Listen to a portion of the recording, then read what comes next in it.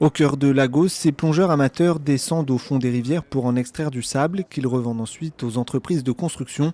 Avec un secteur de construction en plein essor, la demande en sable explose au Nigeria et l'activité de ces plongeurs est de plus en plus lucrative.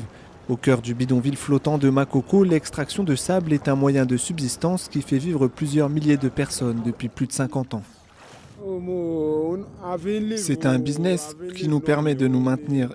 Il est assez lucratif et nous permet de subvenir à nos besoins et à ceux de nos familles. Un canot rempli de sable se vend aux alentours de 2000 naira, soit 13 $. Remplir un canot entier demande environ 1 heure de travail.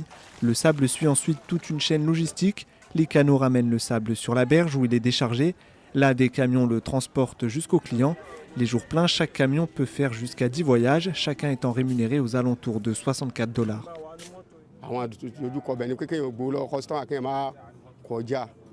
Notre principale crainte, c'est la pénurie de sable.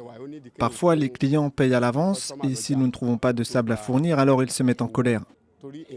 Il y a beaucoup moins de pression si vous livrez d'abord le sable et vous faites payer ensuite.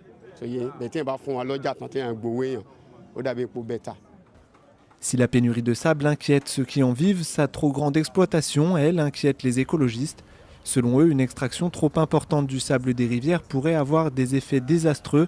Par exemple, l'approfondissement du lit des rivières qui modifie l'habitat des poissons et pourrait toucher le secteur de la pêche. Sur le long terme, un élargissement des embouchures de fleuves qui, combiné à la montée du niveau des océans, pourrait causer des inondations catastrophiques dans les années à venir.